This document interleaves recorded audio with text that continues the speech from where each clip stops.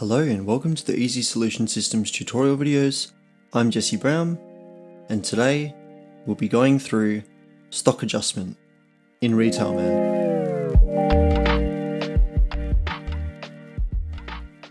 In this video we're going to look at stock wastage, such as when we have expired stock, stolen stock, broken stock, etc.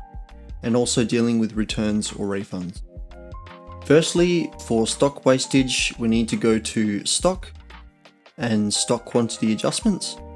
We press enter on 0 to take it to the next number up. Then from the drop down, we do stock quantity adjustment. We enter the date and then enter the details. So we'll say damaged stock, for example, and then we enter 9212, which is the stock wastage account.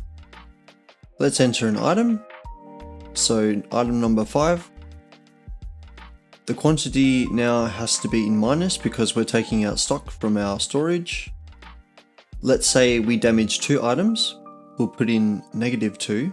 Make sure you have the cost there as well. And of course, you can add in any other item that was damaged or wasted. Let's do -1 here. Once you've done what you need to do, go to save. When you save this, the system will adjust the stock quantity on hand based on what we've entered in negative. The other option is to do a stock return. So you can do that from either the point of sale or from the invoice, same thing applies. Let's say someone comes in and buys 1 large coffee, 3 small coffees and 2 cupcakes and pays. Then the client comes back and says he wants to return something. Let's say one of the cupcakes. So what we need to do is enter the quantity in minus. You can either type in the quantity from the menu or type it in within the quantity column.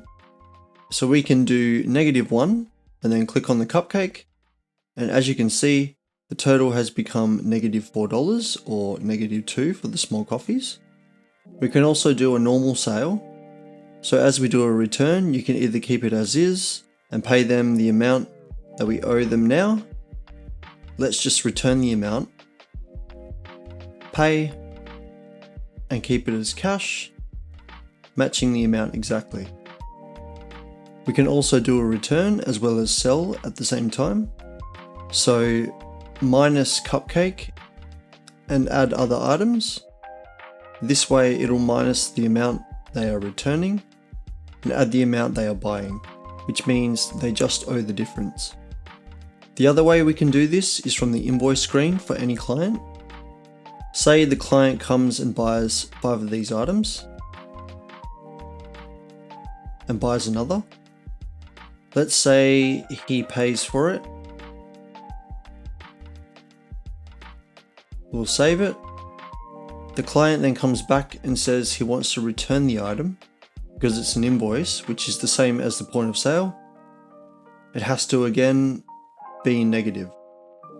So we'll enter the client's name or code again, the items, and the best thing to do is enter the reference number. Let's say number 44 so we know what they're talking about. Here we'll enter the amount as -1 so we can process that now or add more stuff if they choose to buy it. You must enter the quantity as a negative because we are doing it as an invoice, which is the same as the point of sale. The other way of doing it, where if we go back to the same invoice, we can either change it back to the amount. There are a couple of problems with this. Firstly, it won't keep a record of what happened regarding the client coming back.